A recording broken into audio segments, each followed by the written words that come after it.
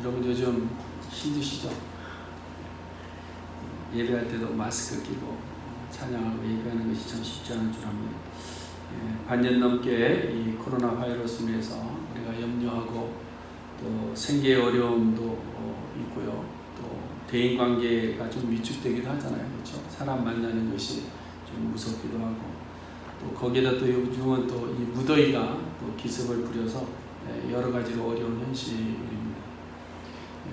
그런데 거기에다 대고 또 중국과 일본, 한국에는 또 집중호우 때문에 지금 많은 사람들이 목숨을 잃었고 또 이재민이 생겨났고요. 또 재산적으로도 많은 손실이 있었습니다. 또 여기에 뭐 신종 바이러스들에 대한 소문들도 뒤숭숭하고 또 여기엔 정부 대책 때문에 또 이렇게 폭도들이 일어나기도 하고 이런 소식들이 하여튼 뭐 많습니다. 그런데다가 또 갑자기 또 미국 유학생들에 대한 비자 인정 취소 때문에 저희 교회도 이제 2명 학생이 다시 한국으로 돌아가게 되는데요. 하여튼 그런 상황들입니다. 뭐 하나 좋은 소식이 없어요, 그렇죠? 전화 통화해도 그렇고 만나도 그렇고 이야기를 해도 그렇고 좋은 소식들이 하나도 없습니다. 근데 며칠 전에 한국에서 목회하시는 어느 목사님이 계신데요. 이분이 글을 올린 것을 제가 읽어봤습니다. 그 시작이 이렇습니다. 기도 부탁드립니다. 이젠 점점 자신이 없어지네요. 목사님이 고백하는 거예요. 이젠 점점 자신이 없어지네요. 그러면서 뒤에 이어간 내용을 보니까 이런 내용입니다. 앞으로가 더 걱정입니다. 코로나의 상황이 길어지다 보니 감당할 수 있는 한계치가 점점 줄어듭니다. 무엇보다도 작은 교회로서 경제적인 압박을 무시할 수는 없네요. 잘 버텨내고 이겨내야 할 텐데 기도 부탁드립니다. 솔직한 심정으로 점점 자신이 없어집니다. 몇십 명 모이는 교회에 목회하시는 어느 목사님이 경제적인 압박을 힘겹게 버텨내는 절박함을 글로 이렇게 표현한 것 같습니다. 그런데 제가 이 글을 보면서 제 마음에 강하게 들려진 음성이 하나 있었습니다. 그건 뭐냐면 너는 어떠냐. 저에게 도리어 묻더라고요. 그 글이 너는 마음이 어떠냐. 이렇게 힘들고 어려운 상황에서 목회하기 어려운 여건 속에서 네 마음은 어떠냐 라고 저한테 물었습니다. 그래서 한참을 제가 좀 멍하게 있다가 이 무릎에 답을 하기 위해서 제 자신에게 정말로 솔직한 또 다른 제 자신에게 물어봤습니다. 너 목사로서 가장 힘든 진짜 이유가 뭐냐?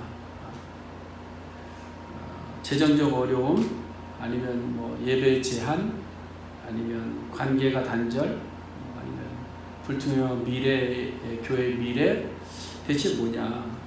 근데 다 이유가 되는 것 같았습니다. 재정적 어려움도 있고, 불투명한 미래도 있고, 또 예배가 자꾸 이렇게 모여도 염려, 안 모여도 염려, 그렇기도 하고, 또 사람들 만나서 관계하는 것에 대한 그런 두려움들이 있습니다.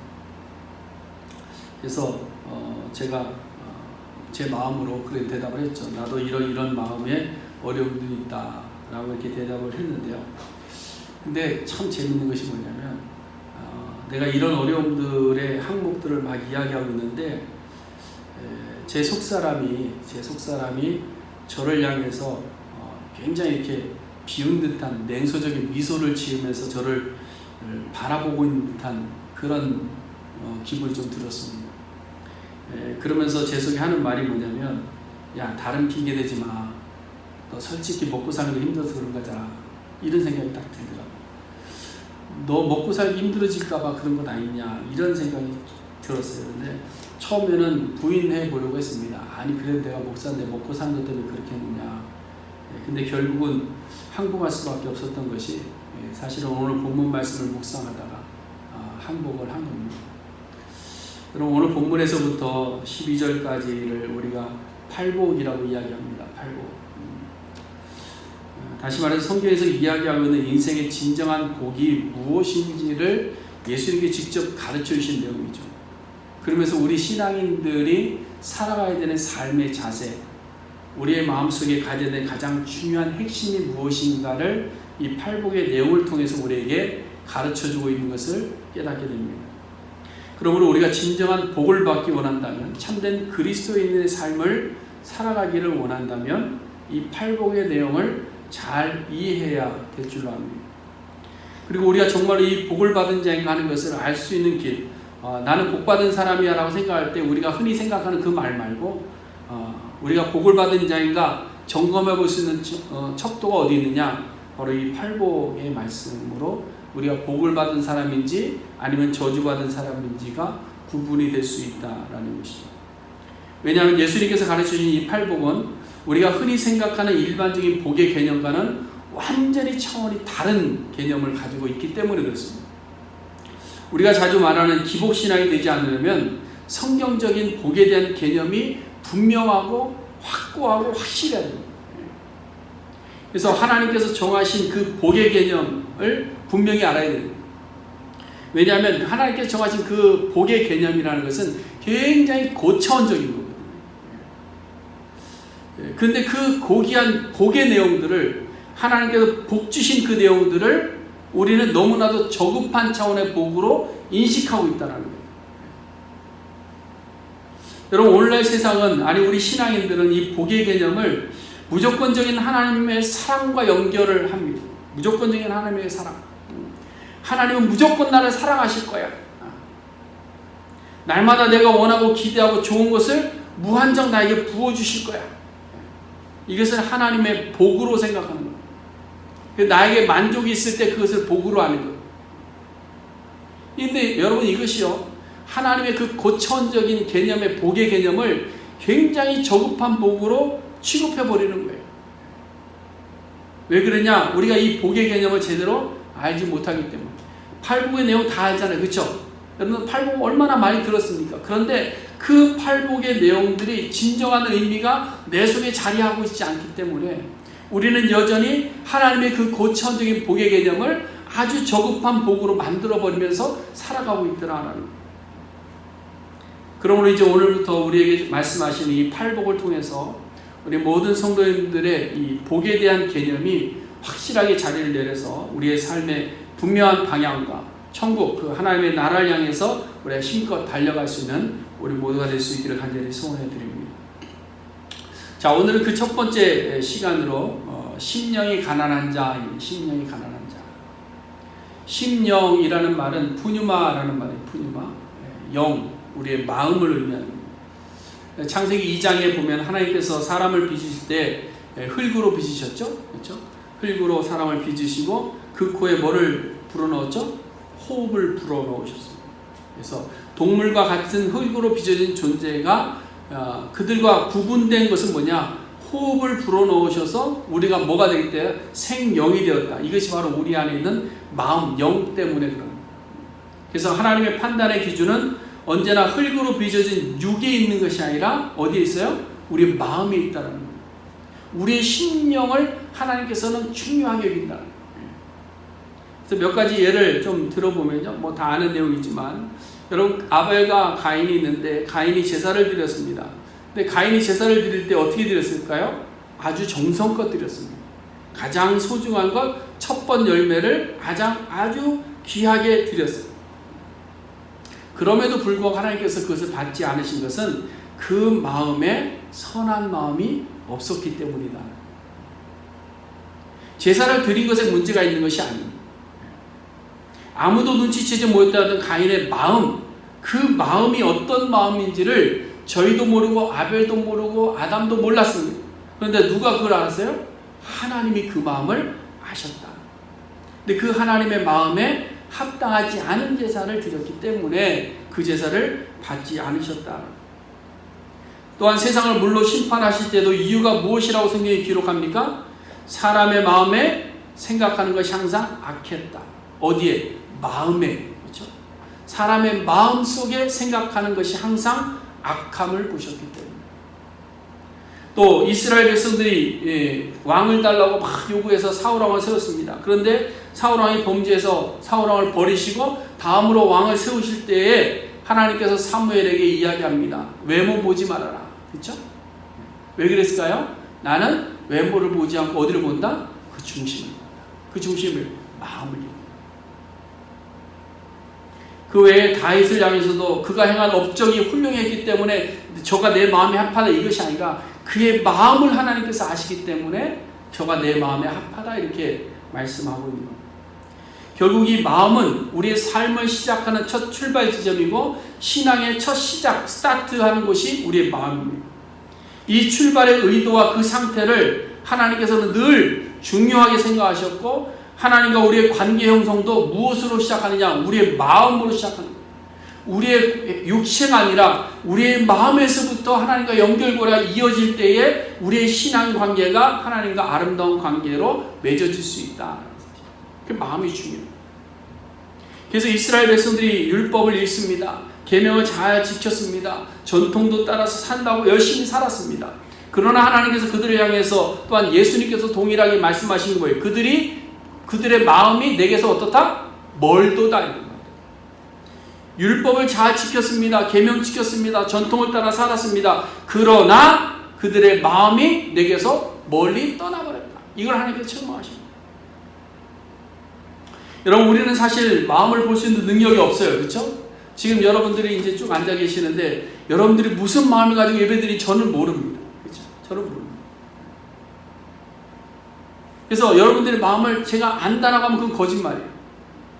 여러분, 우리가 안다라는 것은 뭐예요? 육적으로 보여지는 것만 가지고 안다라는 거예요. 그래도 이 어려운 시기에 예배당에 나와서 예배하신 여러분들을 보니까 참 믿음이 훌륭하고 좋다라고 저는 그렇게 봅니다. 왜? 외적인 것만 보기 때문에. 여러분들의 속마음은 누가 보시는 거예요? 하나님이 보시는 거예요. 얼마나 간절함으로 예배를 참여했는지, 얼마나 지금도 하나님을 사모하고 있는지, 하나님 그 마음을 누가 아신다? 하나님은 아신다. 그래서 우리는 사람에 대한 평가가 서로 다르게 나타나는 겁니다. 지난주에 한국에서 두 사람이 사망했습니다. 다 들으셨겠지만 박원순 서울시장하고 6.25 영웅이죠. 전쟁 영웅 백선엽 장군의 사망 소식입니다. 근데 이 두 분에 대한 사람들의 평가가 동일하게 극명하게 나뉘어져 있는 것을 보게 됩니다. 그래서 박원순 시장에 대해서 긍정적인 사람들은 서울시장으로 장례를 치는 것이 맞다라고 이야기를 하고, 그렇지 않은 사람들은 그 전날에 있었던 고소사건에 연루된 사람인데 어떻게 국민의 세금으로 그럴 수 있느냐라고 극명하게 갈려서 의견이 있었습니다. 그런데 또 이 백선엽 장군에 대한 평가도 동일하게 극명하게 갈렸습니다. 6.25 전쟁 때 이뤄놓으신 그 업적들이 있습니다. 저도 군사교육 받을 때 행군하면서 다 그거 듣고 했는데요. 정말 이 장군이 없었으면 우리나라가 적화 통일되지 않았을까 그런 생각도 해보는데요. 그래서 긍정적으로 보는 사람들은 이 백선엽 장군에 대해서 국가장으로 해야 된다. 그래서 서울 동작동의 국립현충원에 모셔야 된다라고 이야기하는 사람이 있는가 하면 그의 과거 친일 행적을 문제 삼아서 일제 식민지 안에서 친일 행적을 문제 삼아서 이거는 말도 안 된다. 그래서 그를 육군장으로 국립현충원에 모시는데 그것마저도 해서는 안 된다라고 하는 사람들로 나오는 겁니다. 근데 여러분, 이것이 당연한 것이 뭐냐면 우리의 한계입니다. 우리의 한계. 우리는 외모만 보는 겁니다. 외적인 업적만 보는 겁니다. 외적으로 드러난 사람들의 모습만 보는 겁니다. 그래서 그럴 수밖에 없는 것이 우리는 열길 물속은 찾아 들어가면 알 수 있어요. 그러나 한계 사람 속은 뭐예요? 모르기 때문에 그런 거예요. 근데 보세요. 이 세상에서 어느 누구도 볼 수 없는 그 마음의 중심을 어쩌면 나도 잘 알지 못하는 내 마음을 누가 보시느냐? 하나님께서 보신다. 하나님께서 그 마음을 보시고 판단하신 결과가 너는 복의 사람이다. 너는 너에게 저주가 화가 있을지어다. 말씀하고 있습니다. 이렇게 하나님께서 판단하시는 우리의 마음이 그럼 어떠해야 복된 자로 우리가 판단을 받을 수 있는가? 선언되어질 수 있는가? 그래서 우리가 천국을 소유하게 되는가? 예수님께서 오늘 본문에서 가난해야 된다 이렇게 가난해야 된다. 여러분, 언어적으로 보면 가난에 해당하는 단어가 두 종류가 있는데요. 일반적으로 가진 형편이 좀 어려워서 하루 벌어 먹고 사는 일용직과 같은 그런 생계 유지가 어려운 가난을 뭐라고 이야기하냐면 페나스라고 이야기합니다. 근데 이 가난은 노력을 따라서 스스로 극복할 수 있는 가난입니다. 사실 우리는 모두가 다 가난하다고 생각하잖아요. 그렇죠?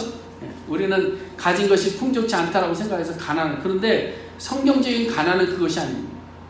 오늘 본문에 나오는 단어는 푸토카스라는 단어인데요.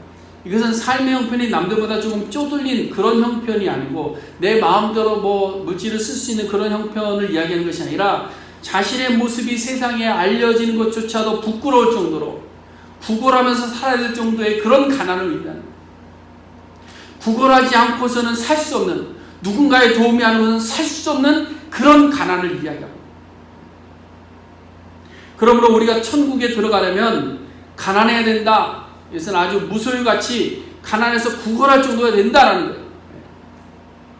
근데 여러분, 이 가난이 물질적인 가난을 이야기하는 것이 아니라는 겁니다. 우리가 잘못 오해를 하면 그럼 우리는 가진 것 없어야 천국 가시겠느냐 이렇게 생각하는 분들이 있어요.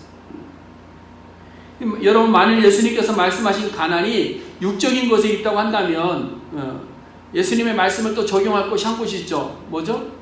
부자가 천국에 들어가는 것이 낙타가 바닷길로 들어가는 것보다 쉽다. 우리가 천국에 들어가면 물질적으로 가난해야 된다 이 말씀처럼 들려줄 수 있는 거예요. 그렇게 연결시킬 수 있습니다. 그러면 또 하나의 질문이 생기는 것이 성경에 있는 그런 부자들, 성경에 나와 있는 믿음의 선진들의 부자들은 어떻게 되느냐는 거예요. 성경에 거부들 많죠. 성경에 거부들 많습니다. 우리 믿음의 조상 아브라함부터가 그래요. 아브라함은 거부였습니다. 거부였어요. 가정에 군사를 둘 정도의 거부였습니다. 애굽의 바로에게서 양도 받았고 소도 받았고 노비도 받았고 나귀도 받았고 낙타도 받았고 받은 것이 너무너무 많아서 오죽하면 재산이 너무너무 많으니까 조카 노타와 같이 살지 못해 분가를 할 정도로. 그럼 거부가 누구예요? 아브라함이었어요. 아브라함. 또 욥도 마찬가지. 욥, 그렇죠? 욥도 거부잖아요. 어느 정도인가 그가 재산을 잃어버리기 전에, 그러니까 잃어버리기 전에 재산이 양이 7,000마리예요. 낙타가 3,000마리, 소가 500결이. 이게 참 소값이 비싸다고 그러는데요. 정말 부자입니다. 그렇죠? 소가 500결이, 암나귀가 500마리, 종이 많았다. 이렇게 되어 있어요. 근데 이건 하루아침에 다 잃어버렸습니다. 근데 하나님께서 보고 주셔서 또 채우셨어요. 근데 어떻게 채우셨어요? 더블로 채우셨어요. 더블로. 양이 14,000, 낙타가 6,000, 소가 1,000결이, 암나귀가 1,000마리. 딱 곱으로. 정말 딱 곱인지는 모르겠지만 성경이 이야기하는 것은 배로, 갑절로 채우신 하나님의 은혜를 이야기하는 거예요. 욥도 거부였어요. 그럼 욥도 가난하지 않았는데 천국 못 갔겠네요. 또 하나님의 마음에 합했던 다윗은 어떻습니까? 다윗은 말할 것도 없잖아요. 왕인데. 그렇죠? 거부잖아요. 솔로몬은 더했죠. 솔로몬 그 아름다운 궁정과 하여튼 가진 것이 너무너무 많았어요. 신약에서 없으니 신약도 마찬가지예요. 그 자주장사 루디아, 그렇죠? 그냥 부자였습니다. 부자. 또 예수님의 제자들도 어부였다고 한다면 어느 정도 당시에 재력가들. 마가도 보면 큰 집 가지고 있었잖아요. 그렇죠? 마가 다락방에 120문도가 모일 정도로 큰 집을 하고 있어요. 오늘날에도 크리스천들이 굉장히 부자들이 많이 있습니다.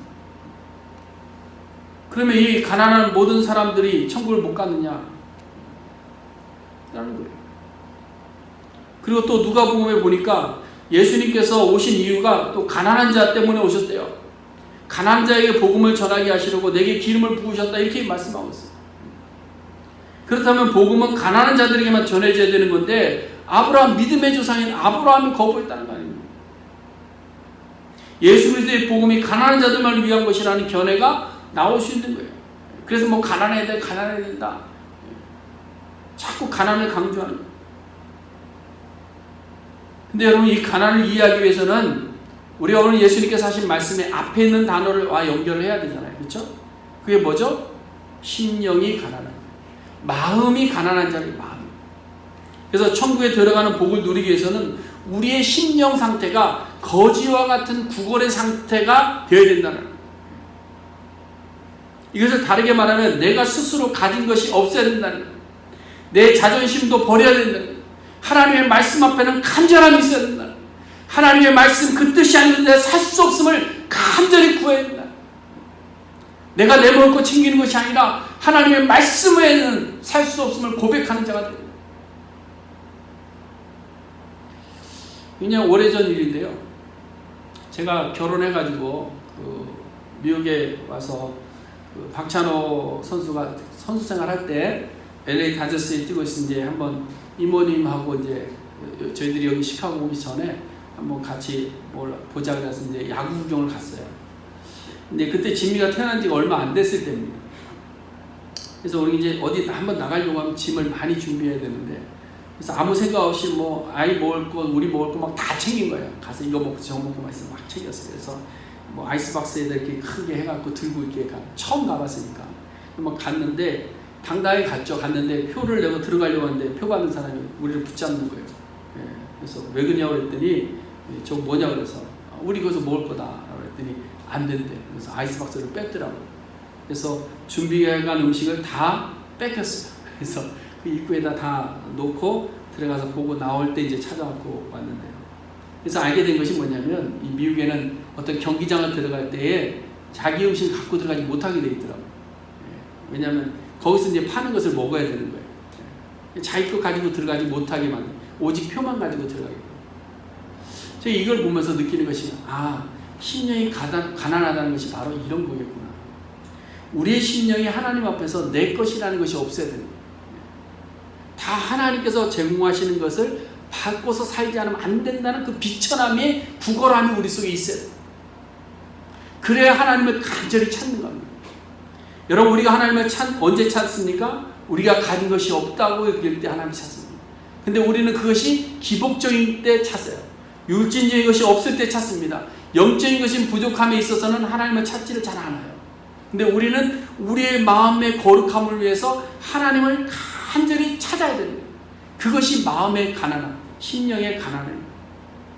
나의 것을 가지고, 나의 자존심을 가지고, 내가 모아놓은 재물 가지고, 내 지식 가지고, 내 판단력 가지고 하나님 신앙생활하고 하나님 나라 들어가려면 안 된다는 거예요. 안 된다. 그거 다 내려놓고라는 겁니다. 세상적인 자존심 내려놓고라는 겁니다. 세상적인 지위 내려놓고라는 겁니다. 세상적인 욕망도 내려놓고라는 겁니다. 철저하게 우리는 하나님의 말씀 앞에, 하나님의 음성 앞에, 하나님의 인도하심 앞에, 하나님의 통치 앞에 우리 자신이 그저 우리의 입을 내밀고 벌리고 손을 벌려서 구걸하는 심령을 갖고 나올 때에 그 사람이 천국 백성이 된다는 거예요. 여러분, 이것이 천국을 향해 가는 복된 성도들의 첫 번째 기준입니다. 여러분, 우리가 가난해지는 것, 비굴해지는 것, 하나님 앞에서 비굴해져도 괜찮습니다.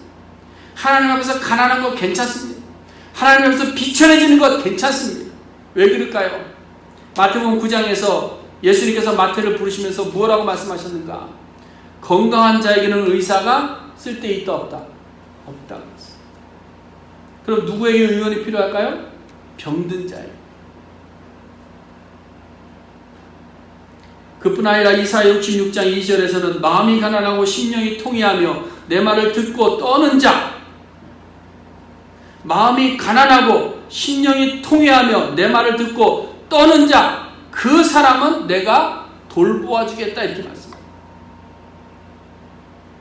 여러분, 마음이 가난하고 우리의 심령이 통회하면서 하나님의 말씀 앞에 두려움으로 떠는 자를 누가? 하나님께서 돌보아 주십니다. 여러분, 예배도 마찬가지입니다. 시편 51편 17절에 보면 하나님께서 구하시는 제사는 어떤 제사냐? 상한 심령이라. 상한 심령.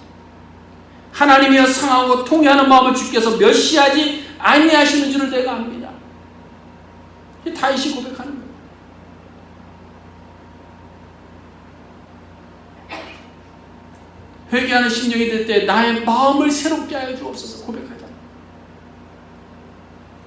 여러분, 우리가 예배를 사모할 때 정말 상한 심령, 마음의 가난함으로 정말 하나님께서 은혜 주시지 않으면 살 수 없다는 간절함을 가지고 예배를 사모할 수 있는 우리 모두가 될 수 있기를 간절히 바랍니다.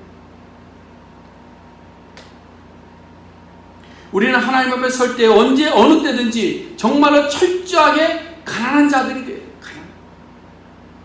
왜 우리가 말씀을 묵상하고 왜 우리가 말씀대로 살고자 애쓰고 말씀 우리 삶에 적용을 살아가느냐? 그 말씀을 받아먹지 않으면 살 수 없기 때문에 그 비천함과 그 구걸함이 우리 속에 있어야 된다는 거예요. 여러분, 그래서 우리는 예배하는 심령은 말씀대로 순종하지 못함에 대해서 오직 용서함 받고 살 수 있는 길이 여호와 하나님 외에는 나를 지금 이 구렁텅이에서 건져주실 분이 없음을 우리가 고백하며 나갈 때에 그 예배의 은혜가 있는 거예요. 여러분, 예배 누가 은혜 받습니까? 이 심령이 가난한 자들이 은혜 받는 거예요. 무슨 예배 분위기가 은혜를 줍니까? 예배의 찬양이 우리에게 은혜를 줍니까? 아니면 목회자의 설교가 무슨 은혜를? 아니에요. 예배를 정말 우리 마음속에서 우리의 심령이 간절함으로 갈구하며 쫓아가며 사모하는 자들이 은혜를 받는 거예요. 여러분, 지금 우리가 처한 이 상황에서도 마찬가지입니다. 우리가 해야 되는 가장 중요한 것은 하나님 앞에서 철저하게 가난한 자가 될 수 있어야 될 줄로 믿습니다. 심지어 우리의 생명까지도 하나님 복을 주셔서 나를 지켜주세요가 아니고 나의 생명도 주님의 것이오니 나를 주님의 뜻대로 사용하여 주세요라는 이 가난함과 비천함과 간절함이 우리들 속에 있어야 될 줄로 믿습니다. 그래서 이사야 선지자는 하나님의 부름을 받고 제상을 받게 되자 가장 먼저 고백한 것이 뭘까요? 주여, 내가 여기 있사오니 나를 보내주세요. 어디로 갈지 알고 대답하는 겁니까? 거기 갈 만하니까 내가 가겠습니까? 했습니까? 아니에요. 철저하게 자기를 비워서 자원하는 마음으로 하나님, 내 몸이 당신의 것인데 당신 마음대로 하시면 돼요. 그래야 당신 마음대로 하셔야 내가 사는 겁니다. 구걸하는 가난한 자의 심정으로 하나님 앞에 고백하는 거예요. 주님, 내가 여기 있사오니 나를 보내. 사랑하는 성도 여러분, 우리는 스스로 높이고자 할 때 낮아집니다. 꼭 기억하시기 바랍니다. 우리는 스스로 높이고자 할 때에 하나님께서 우리를 낮추십니다. 그러나 우리가 주 앞에서 낮아지고 가난해지고 비천해지면 주께서 반드시 우리를 높여주실 줄로 믿습니다. 지금 우리의 상황이 마찬가지입니다. 지금 우리는 여러 가지 궁리와 여러 가지 새로운 돌파구를 찾으려고 애를 씁니다. 여러 가지 궁리를 하죠. 이렇게 하면 살 수 있을까? 저렇게 하면 살 수 있을까? 이렇게 하면 나를 지킬 수 있을까? 저렇게 하면 나를 지킬 수 있을까? 아무리 찾아도 길은 보이지 않습니다. 조금 좋아졌다 싶었더니 다시 바이러스가 더욱더 확산되고 있습니다. 그래서 우리는 힘들고 어려운 시기를 지금 지내고 있습니다. 이때 우리가 할 수 있는 방법이 뭘까? 그것은 바로 우리의 심령이 가난한 자가 됩니다. 하나님 앞에서. 여러분, 야곱이 그랬습니다. 야곱은 욕심이 많은 사람이에요. 날 때부터 자기 형보다 먼저 나오다 발꿈치를 잡았던 사람이에요. 그 욕심이 잉태되어 있다 보니까 결국 형의 장자의 명분까지도 뺐습니다. 그리고 형을 속여서 복을 자기가 가로채기도 하는 사기꾼이 같아요. 근데 그런 야곱이 언제 하나님의 쓰임을 받는 복된 자가 되기 시작하느냐? 철저히 그 심령이 가난해지고 낮아지고 비천에 이를 때에 하나님께서 그를 사용하시다. 삼촌의 집에서 독립해서 나왔습니다. 이제 형을 만나러 가야 됩니다. 야복 강가에서 누구를 만났습니까?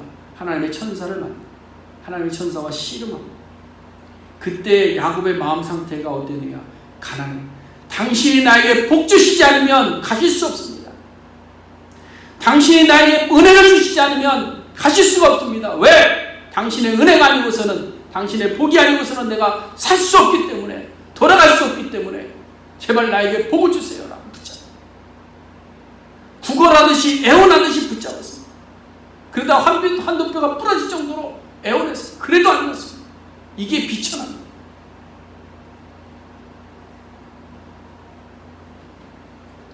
지금 우리의 상황과 형편이 야곱과 다를 것이 없습니다.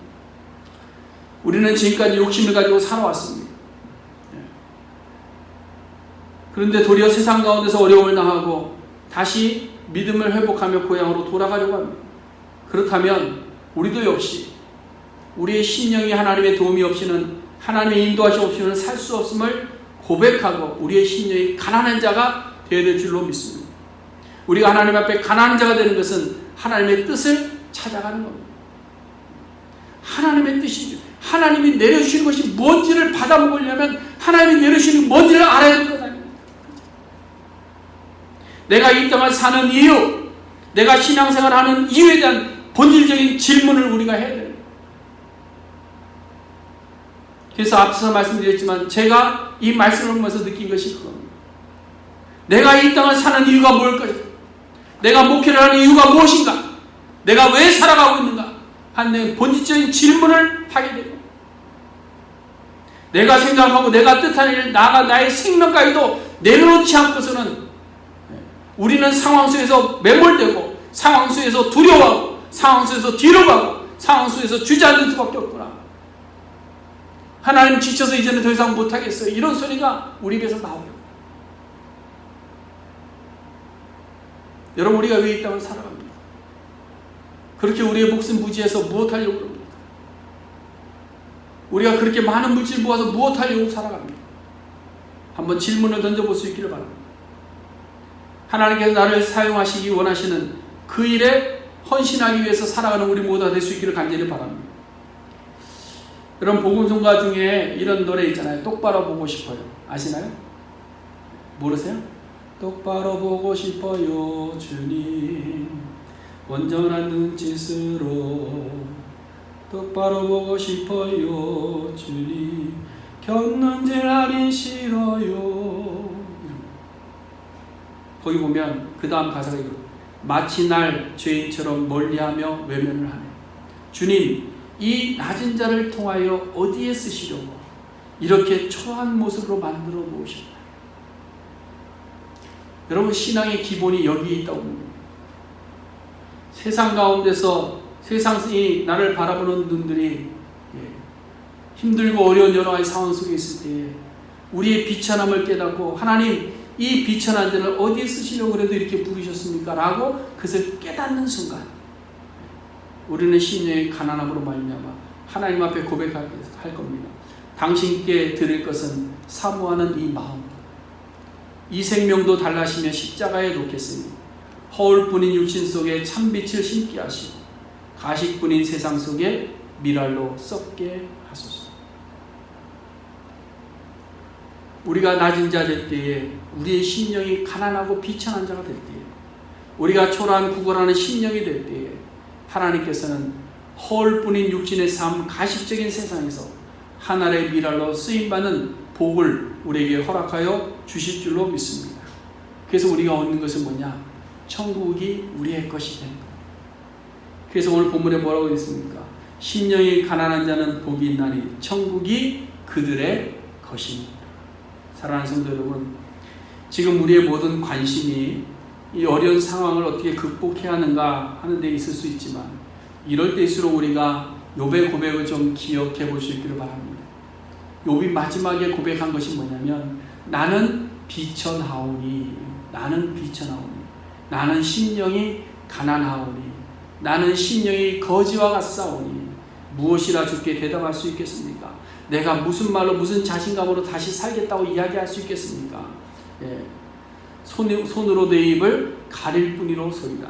내 교만의 입을 가리고, 내 불신의 입을 가리고, 내 원망의 입을 가리고, 내 욕심의 입을 가리고, 오직 하나님께서 하시는 말씀을 이제는 듣고 하나님께서 주시는 은혜의 말씀을 먹고 살아가겠습니다라고 고백한 겁니다.